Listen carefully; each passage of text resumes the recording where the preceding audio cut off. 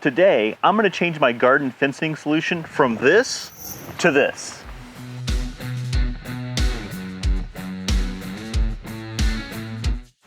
Hey, this is Josh again from Terra, and today I'm going to do a quick video on changing my garden fence. Last year I had this chicken wire and tomato stake solution around the whole garden to keep the rabbits and the dogs out. The dogs love nothing more than laying on a freshly planted garden bed. So with this fence, the rabbits still found places to get through, and they ate almost all of our green beans. So we're changing it up a little bit. One, for a quicker deployment of the fence, and something that's a little more reusable.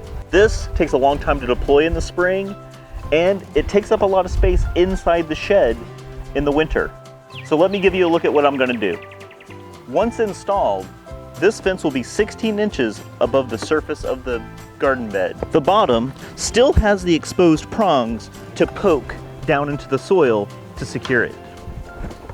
These panels come in 16-foot by 5-foot sections, which are pretty unmanageable by one person unless you're just dragging it around the yard. So what I'm doing is I'm dividing it into 3 20-inch sections and then in 8-foot sections to be more manageable by one person. 8-foot where necessary, and some of the 8-foots are divided into 4-foot at the ends of the bed. Let me show you a couple of ways that you can divide this material into sections. One method of cutting it is using bolt cutters. I'll put a link to these down in the description below. So I measure my 20-inch.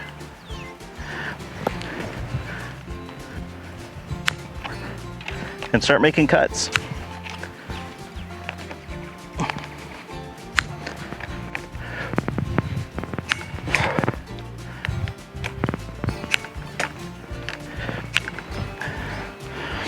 Now, over the length of this whole panel, this takes a long time and it's pretty tiring.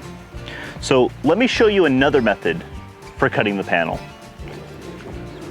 So here's the second method for cutting the panel, an angle grinder with a cutoff wheel. Before we use any power tools, let's take a second, talk about safety.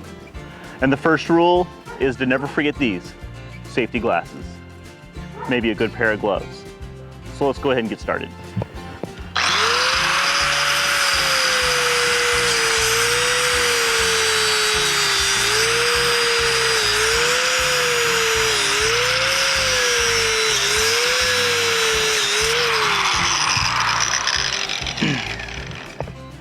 Now, as you can see, that's a lot faster and it takes a lot less effort. So I'm gonna go ahead and finish out the panel. I should mention, this type of panel is called a horse panel, and the gaps are 2-inch by 4-inch. And I picked this up at a local farm and home store.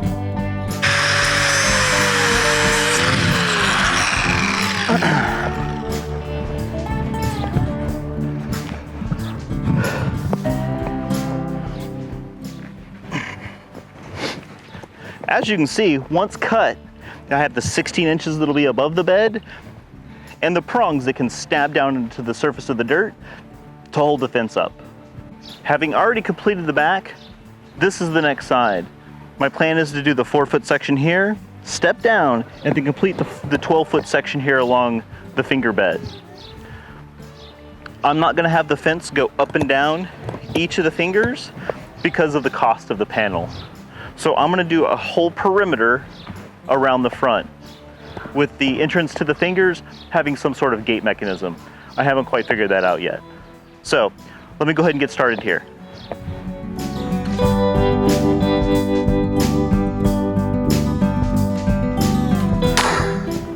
For these shorter cuts, the bolt cutters are just as easy.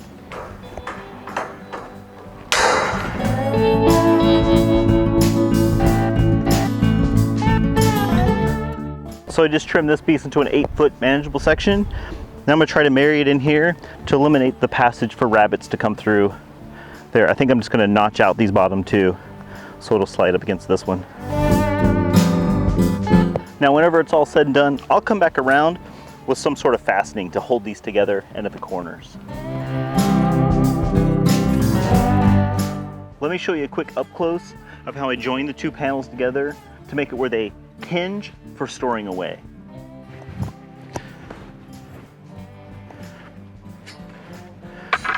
first I start with the panel that has the extra prongs, and I cut off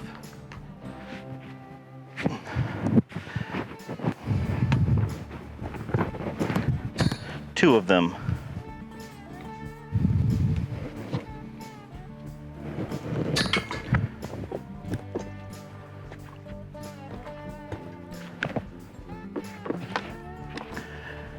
And then using a pair of pliers, I bend these around to make a hook.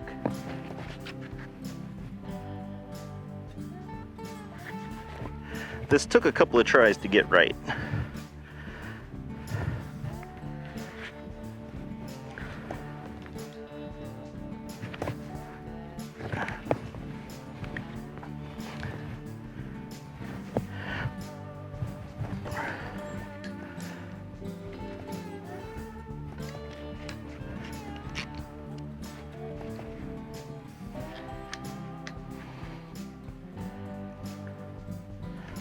So I make the hook, but I don't close it all the way.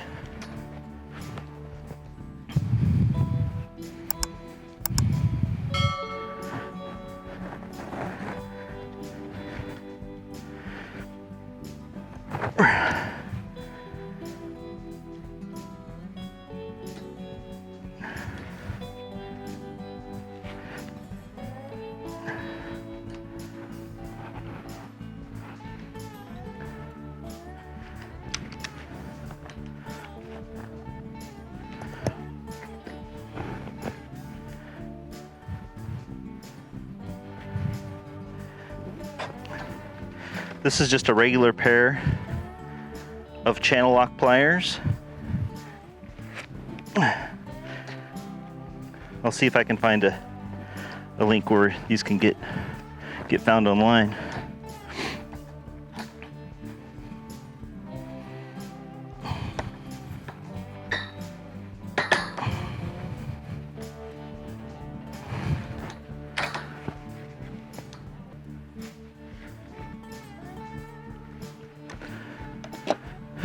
Okay, once the hooks are made, then I take the adjoining panel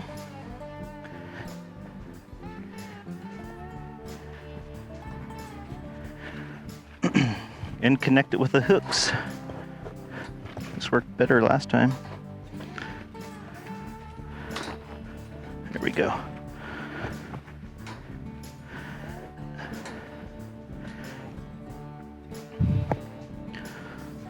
Now then, once it's in there, then I go ahead and I close those hooks.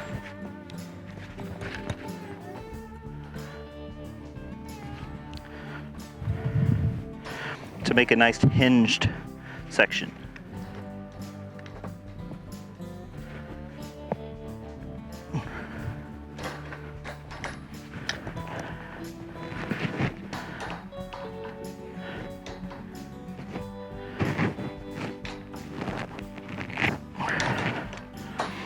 And just like that, whenever it's time to put these away,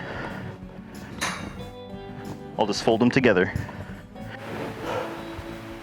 Since I've shown you the general process for cutting the fencing material and measuring it to manageable lengths, and then using the existing prongs to support it vertically into the soil, everybody's application is going to be different.